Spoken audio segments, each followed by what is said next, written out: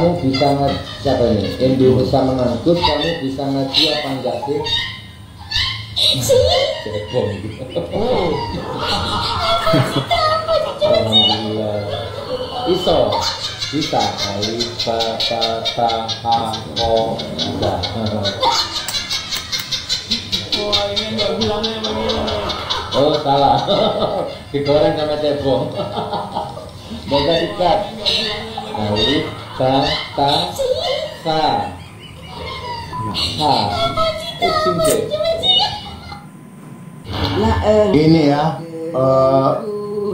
sebenarnya aku udah ketawa duluan.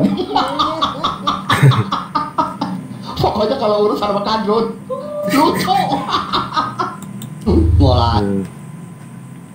Halo guys, selamat datang kembali di channel Pasti Bisa. Gimana kabarnya kalian? Mudah-mudahan semuanya selalu dalam keadaan segar bugar, sehat walafiat. Oke guys, di video kali ini saya akan memberikan sebuah kompilasi yang sangat-sangat unik, lucu sekaligus menghibur untuk kalian semua. Kali ini kita akan membahas tentang seluk-beluk kadrun.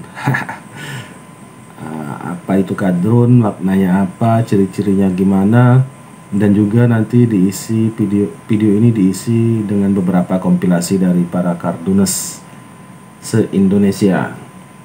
Oke guys, gimana videonya? Nggak usah lama-lama lagi, mari kita simak sama-sama.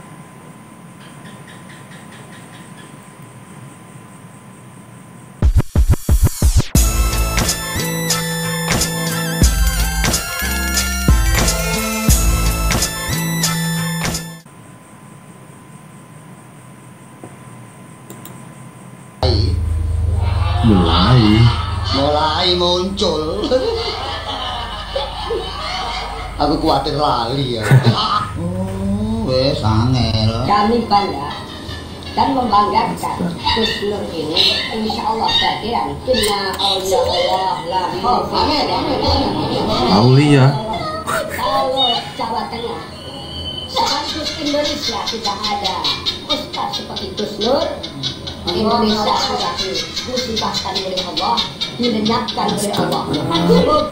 Ini tulisannya kalau Jawa Tengah sekaligus Indonesia tidak ada Ustadz Suginur ini sudah dilenyapkan oleh Allah. Astaga.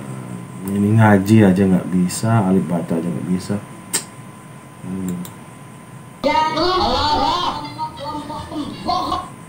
Ini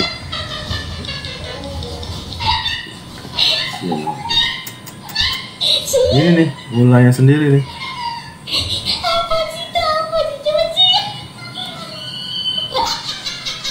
Tuh yang satunya senang-senang aja dia, udah ada korban. Aduh kacau. Yang ini jadi ini dengerin guys, simak sampai selesai. Kalau tidak kepentingan yang buat kepentingan politik, banyak orang zaman sekarang teriak bela agama, tapi salah. Mereka tidak bela agama, bela agama tapi demo.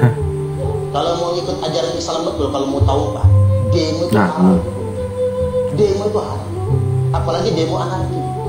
Maksud saya begini, jangan salah teriak-teriak bela agama.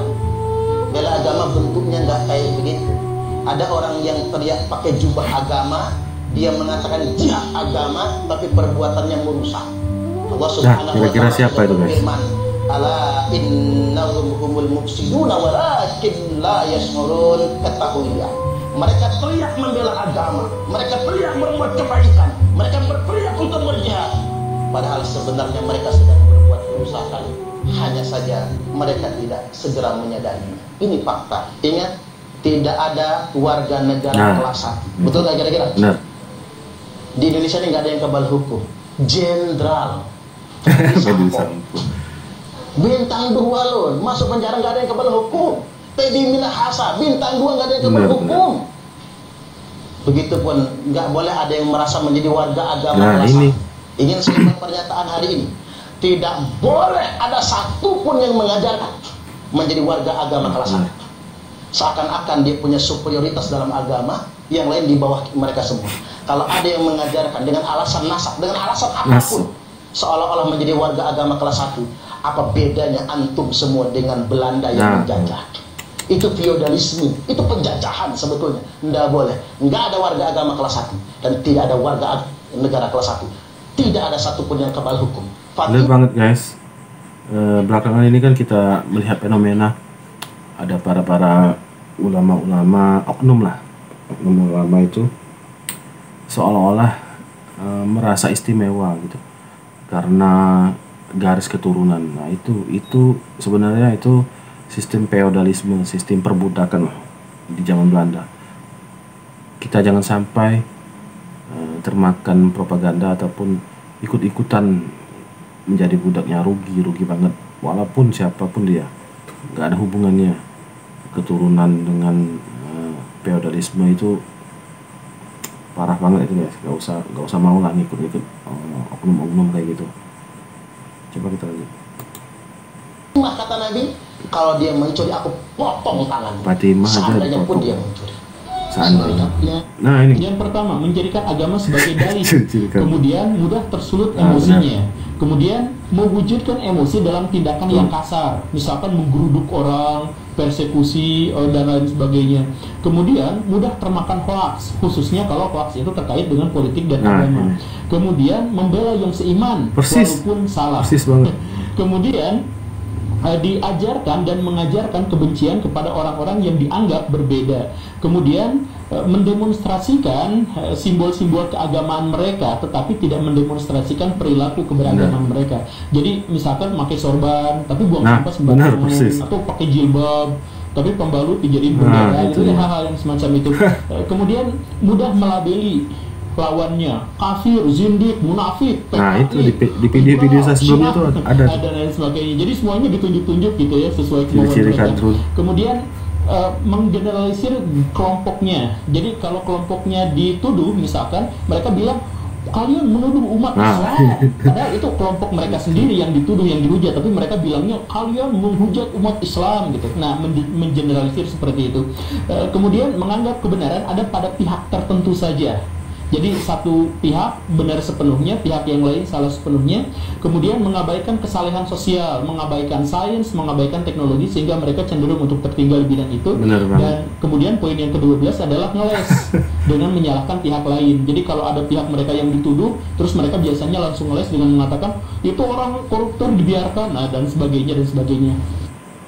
Saya sering dengan ceramah Ustadz tentang Ikhwanul Muslimin. Yang saya tanyakan, partai Ikhwanul Muslimin di Indonesia ini partai apa?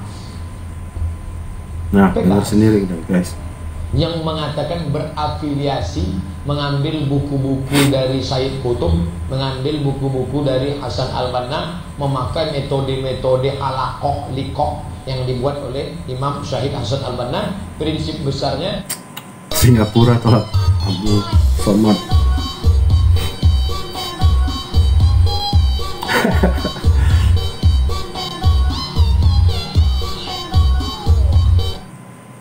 Kelakuan kadrun. Ini.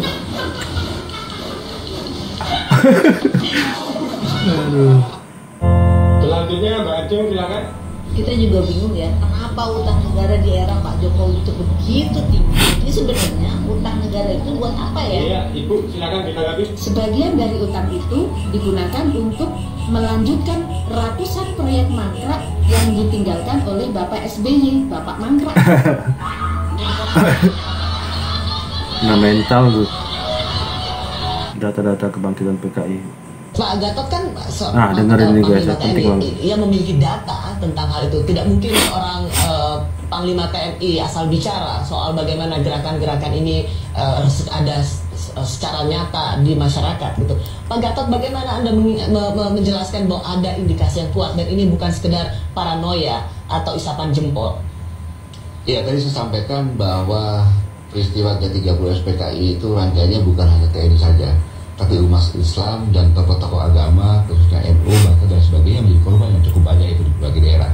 Gitu. Kemudian, mari kita lihat. Dengerin guys. Suatu kekuatan yang luar biasa setelah habis reformasi itu, ya, bahwa yang saya katakan tadi, akar budaya nasionalisme kita mulai dihilangkan dulu. Itu sistem.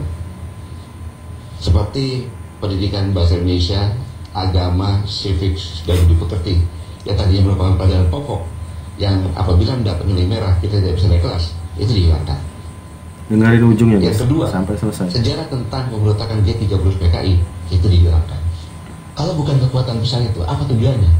Jadi pelajaran itu dihilangkan, maaf Pak. Pelajaran itu dihilangkan, Anda melihat ini juga bagian dari taktik mereka yang terafiliasi PKI. Iya, strateginya seperti orang jenderal, Tidak mantan jenderal. serius Pak.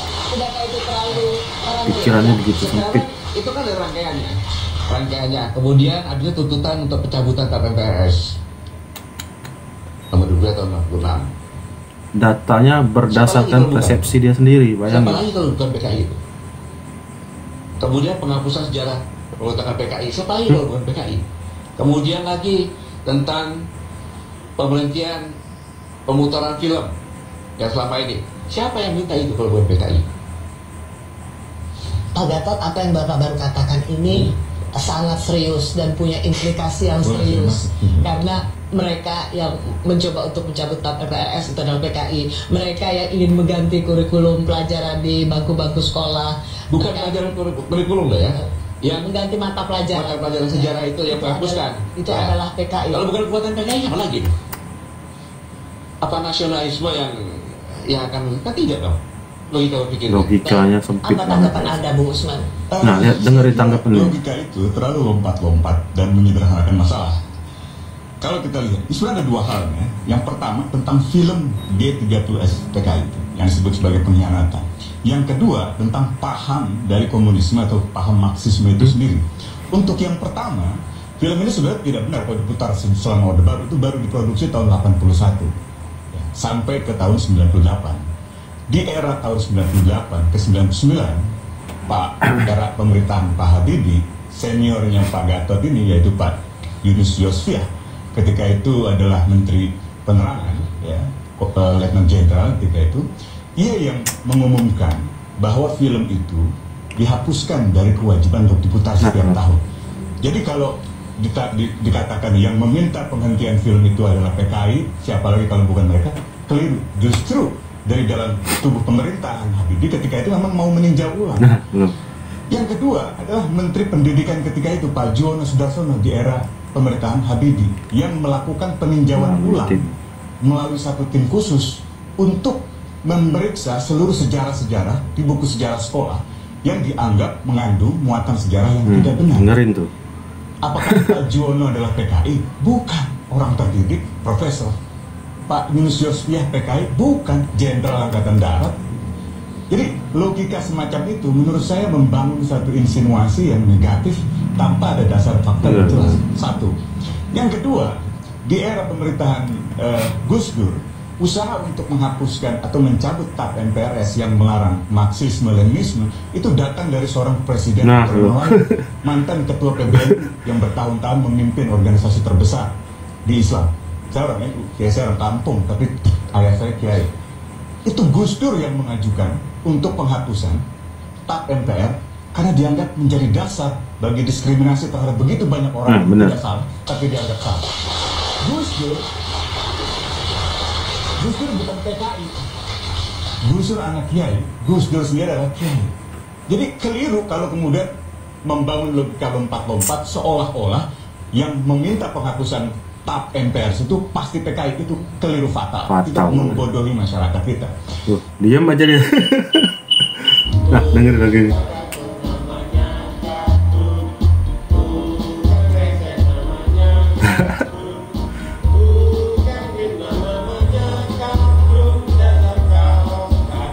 Asik.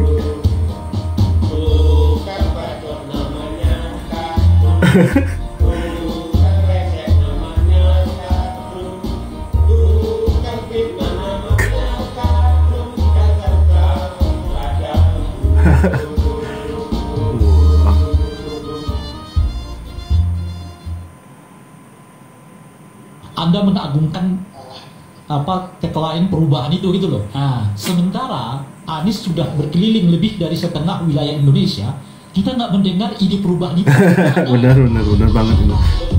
Gak kedengeran, cuman tagline-nya doang. Itu persoalannya. Lalu dibuatkan piagam, dan di piagam itu pun tak ada ide gitu. Bener banget, ngomong doang. Mulutmu harimau. Ya ampun, lihat muka-muka ya. Ini kedoliman besar karena Udah kayak orang Pakistan yang istilahnya ketinggalan banget dari peradaban.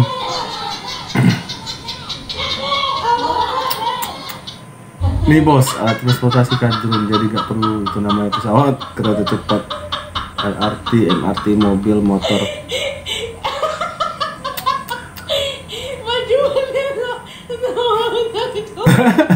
Jatuh.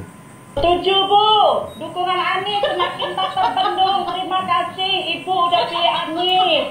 Sorry ya, sampai kiamat pun aku pilih parah. Anies. Anies gak bisa bekerja. Anies gerombol tukang demonya banyak. 212, FPI, HTI, 441. Siapa yang mau milih dia? Sorry ya, kalau mau Anies makan aja tuh Anies. Pendukungnya barbar. NKRI dalam kaitan ketahui bahwa Anies Baswedan berencana melakukan kunjungan ke Papua untuk menghadiri peresmian kantor DPW Nasdem serta kegiatan lain yang dinilai sebagai bagian dari politik praktis. Mencermati hal itu, kami masyarakat Tabis RRI menolak kedatangan Anies Baswedan yang dikhawatirkan akan membawa orang udah pinter semua, ke Papua. masyarakat cerdas semua. Dijadikannya komoditi politik praktis yang dapat mengganggu stabilitas Kamtibmas Apalagi Papua. Wow, Pernyataan sikap keren Papua, keren. 1. Kami masyarakat Tabis RRI mendesak agar Anies Baswedan membatalkan rencananya ke Papua. Malunya. 2. Kami masyarakat Tabis RRI cinta damai dan menolak adanya permainan politik identitas yang dapat memicu konflik seperti di benar. 3. Kami masyarakat Tabis RRI menolak dimanfaatkan sebagai komoditi. Keren Papua keren. Nah, denger ini lagu Palonta.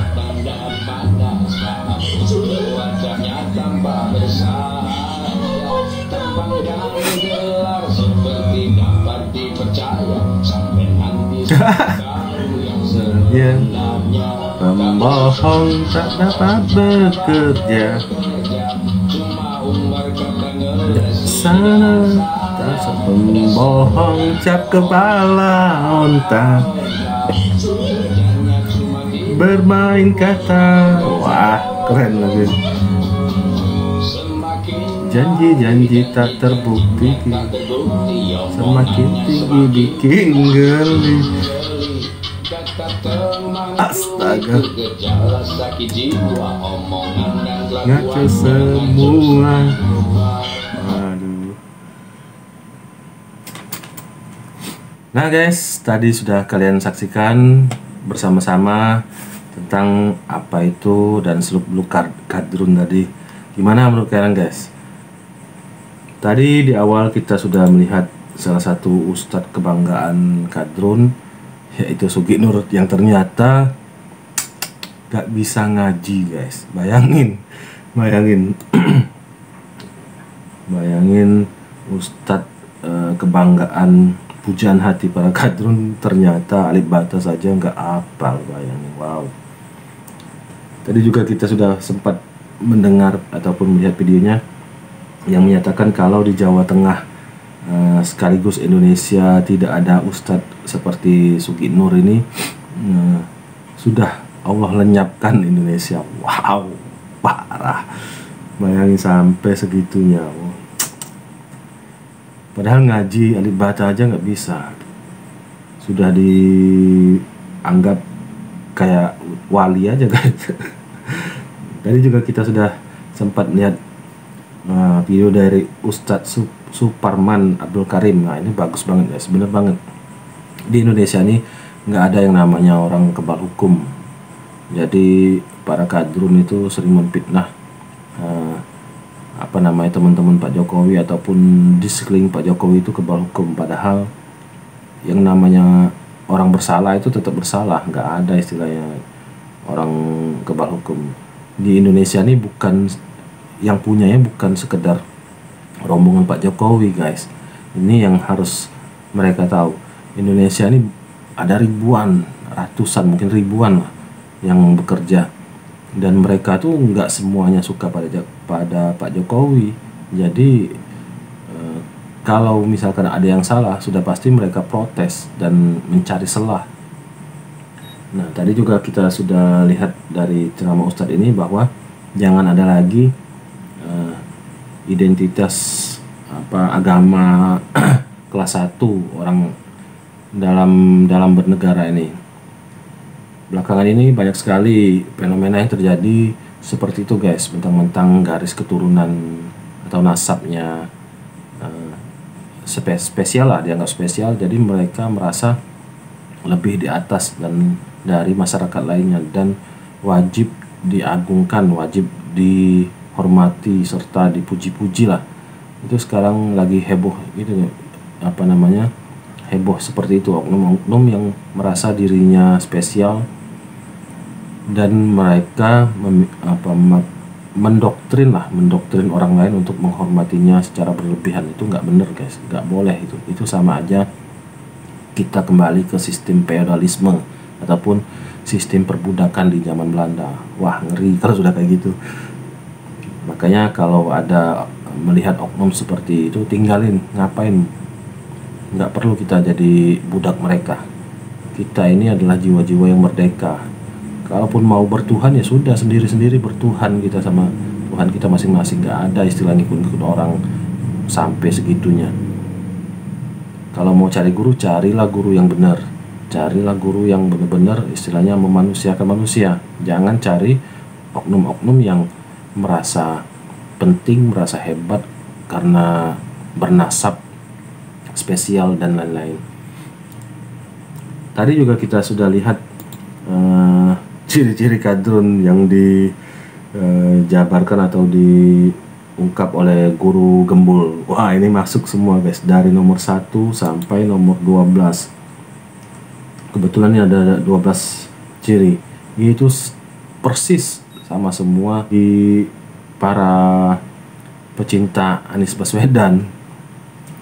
Salah satunya menunjukkan simbol fisik keagamaan ya. Mereka itu sering membawa-bawa identitas keagamaan, menganggap kebenaran ada pada pihak mereka. Persis banget, mereka tuh merasa kebenaran hanya ada pada pihak mereka. Di selain pihak mereka itu ya mereka anggap salah. Ngeles dengan menyalahkan pihak lain. Persis. Mereka juga sering ngeles kalau misalkan ketahuan salah, mulai nyalain orang semaunya. Itu ciri-ciri kadrun banget guys. Tadi juga kita sudah lihat yang lumayan menurut saya gak masuk akal lah, seorang jenderal berlogika sempit seperti itu. Bayangin seorang jenderal mengklaim di Indonesia ini sudah banyak PKI ataupun PKI akan bangkit hanya berdasarkan asumsi pribadinya sendiri guys, tanpa ada bukti dan data yang valid. Bayangin seorang jenderal, harusnya cara berpikir jenderal itu untuk memberikan suatu opini itu harus berdasarkan data. Bayangin kalau mereka berkuasa guys, bisa dibilang ataupun dipitnah sana sini, orang langsung ditangkap tanpa ada data yang valid, hanya berdasarkan asumsi belaka, asumsi pribadi. Bayangin. Salah satunya tadi Gus Dur mencabut TAPS MPR adalah PKI, padahal itu Gus Dur. Bayangin, Gus Dur dianggap PKI oleh Pak Gatot ini. Itu kan sempit banget logikanya, cara berpikirnya seperti itu sempit banget. Kita juga tadi melihat slogan Anies perubahan, padahal selama Anies berkeliling Indonesia nggak ada satupun ide perubahan yang dia sebut, hanya slogan-slogan dan kata-kata manis itu saja.